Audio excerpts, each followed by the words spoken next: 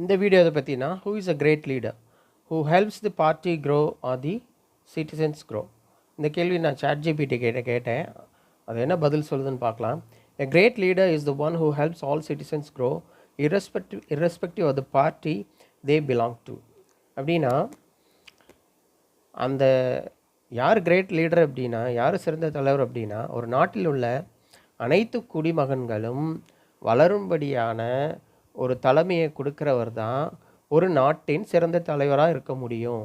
அந்த பார்ட்டி மட்டும் பணக்கார பார்ட்டியாக மாறுறதுக்கு காரணமாக இல்லாமல், அந்த பார்ட்டி மட்டும் கார்ப்பரேட் நிறைய லஞ்சம் வாங்கிறது, இந்த ஏதோ ஒரு ஸ்கீமை கொண்டு வந்துட்டு இந்த நாட்டில் இருக்கிற பணத்தை ஃபுல்லாக ஏதோ ஒரு வழியில் அந்த பார்ட்டிக்கு கொண்டு வந்து சேர்க்கறது, இப்படி இருக்கிறவர் சிறந்த தலைவர் கிடையாது.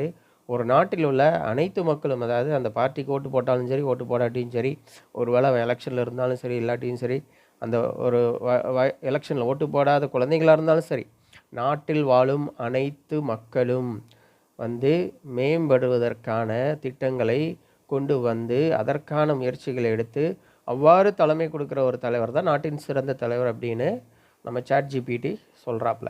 சரி, அடுத்த சென்டென்ஸில் என்ன சொல்லுதுன்னு பார்ப்போம். A leader's true success is measured by how they uplift the entire nation, not just their political party. இப்போ நான் சொன்னது தான் அவங்களுக்கு சொல்லியிருக்காங்க. A leader focused only on party growth might secure power.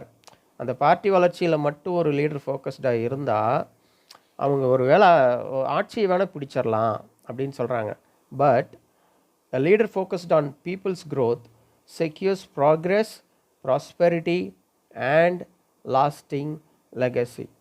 இதில் என்ன சொல்ல வர்றாங்கன்னா, but a leader focused on people's growth, எந்த ஒரு நாட்டின் தலைவர் அல்லது ஒரு அரசியல் கட்சியின் தலைவர், ஆட்சிக்கு வந்த அரசியல் கட்சியின் தலைவர் மக்களுடைய, அதாவது எல்லா மக்களுடைய, ஏதோ 1% பணக்கார மக்கள் மட்டுமல்ல, 100% மக்களுடைய வளர்ச்சியை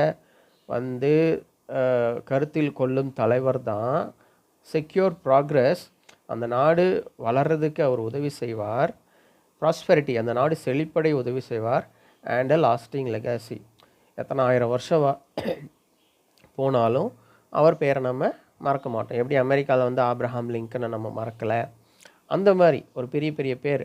இப்போ ஸ்டாலின் அப்படிங்கிற பேர் ரஷ்யாவில் ரொம்ப ஒரு ஃபேமஸ் நேம்.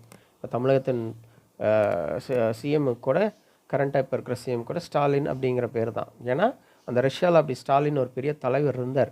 அந்த மாதிரி ஒரு லாஸ்டிங் லெகசி யாருக்கு இருக்குன்னா, 100% மக்களுடைய வளர்ச்சியிலையும் கவனம் செலுத்துகிற தலைவர்கள் தான்.